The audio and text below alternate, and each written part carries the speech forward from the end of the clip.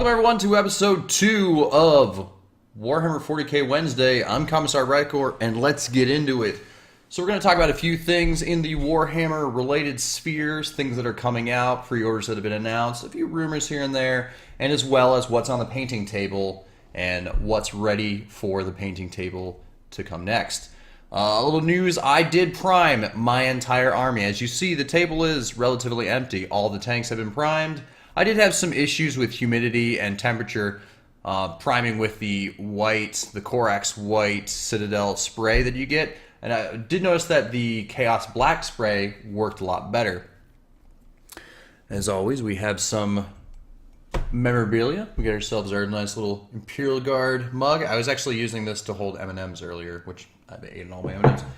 Let's see, let's get into things that are on pre-order. So Games Workshop is really looking forward to trying to sell these models. They did the Renegade Knight kit not too far back, where you could get the 2 knights in one box. It's pretty cool. You got a Knight Warden and you got a regular knight, but they had like a little bit of chaos and stuff in there, which was really nice. Now they're having this Storm Cloud attack, and just looking at the pre-orders over here on the right, we have Faith and Heresy, which you get a Helldrake, and I think that's a Storm Talon. I could be wrong. It's the Space Marine flyer.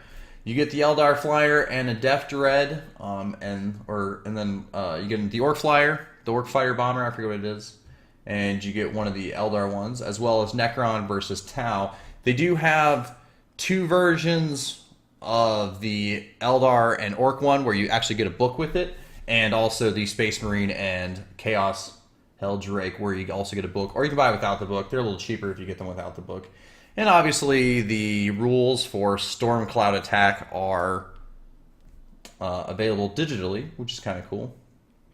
I probably will not actually be acquiring any of this kind of stuff, mostly just because I have 2 Vendettas. That's all I have for flyers.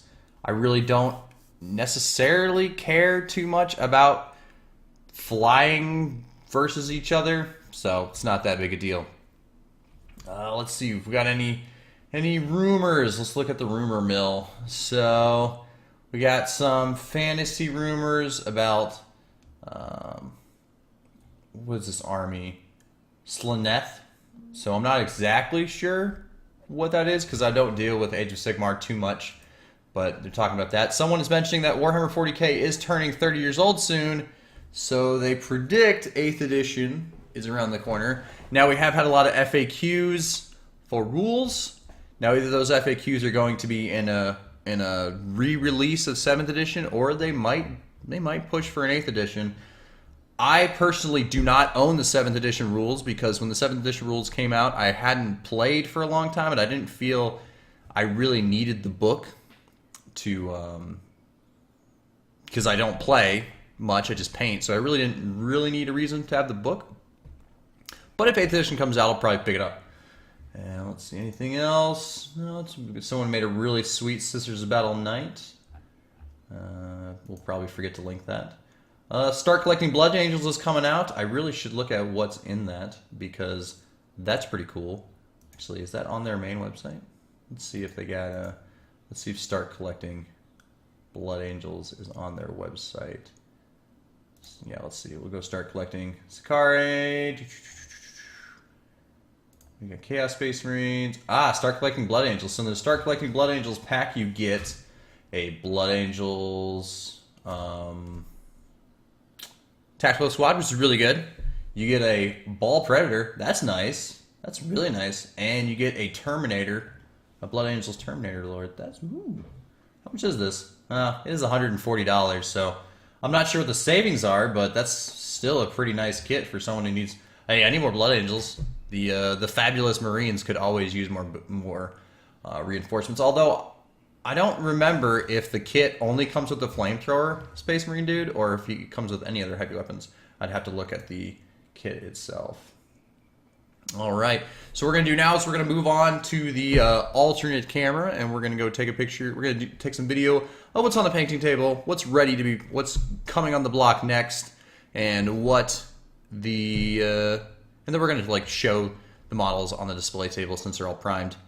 And a little note: I'm probably not going to get a significant amount of painting done this coming weekend, It is a longer weekend, but I have other projects that I need to take care of. We'll probably still do Warhammer Wednesday. I just don't think I'm going to get a lot of painting done this week. So next week will probably be just 1 or 2 models. So anyways, let's see you guys in a little bit. All right, welcome back. So on the painting table, we've completed an entire platoon command squad. I'll go model by model through, and we're just going to spin around. Right here we have our junior officer. He's got power fist and a las pistol on the side to injure his hand. And this is a commissar with plasma pistol and a power sword. I actually did, this was fully painted before, but I did highlighting on the squad, and I figured it didn't match if I didn't highlight the green. So I did a little bit of green, additional highlighting for the green, just layer highlighting, and just kind of did it in the raised areas. Just going to spin around, show you the full 360. And also with the commissar, he didn't have any like dirt or mud on his base, so I actually added that, which is why his base, it looks a little watery just because the ink hasn't dried. I just put the ink on a few minutes ago, and it's in the process of drying. So that is the commissar and the junior officer. So we'll move these down, and we will put up the next set of models. And we get one of the, we got the Meltagun guy, and we got a flamer. These are part of the platoon command squad. Spin these around, get some nice 360 images. Now these guys are done with I do a base coat.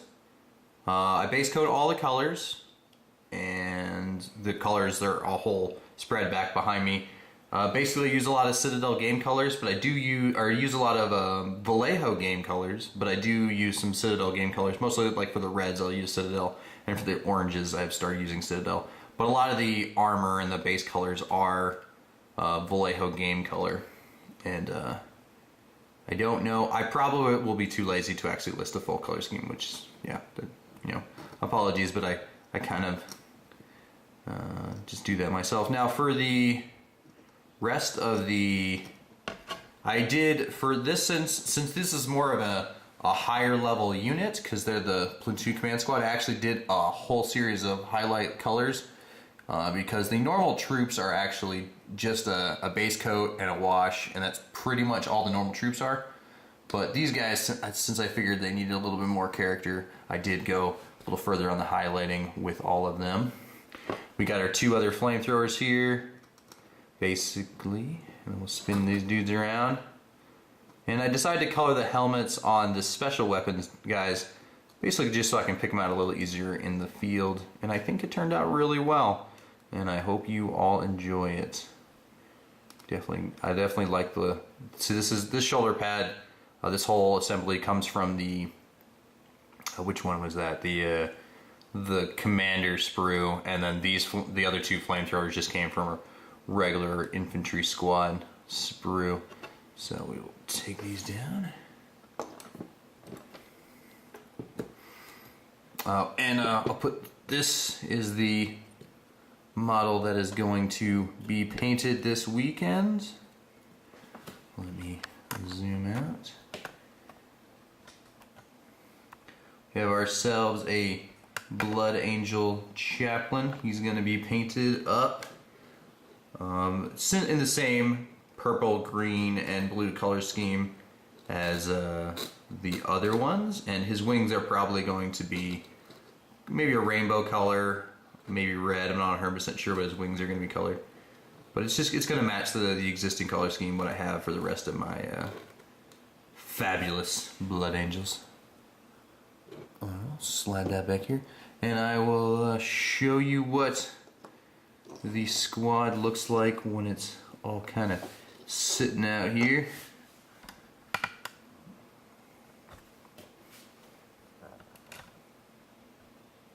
There we go. That is what the squad looks like, fully painted, ready to go, ready to be fielded.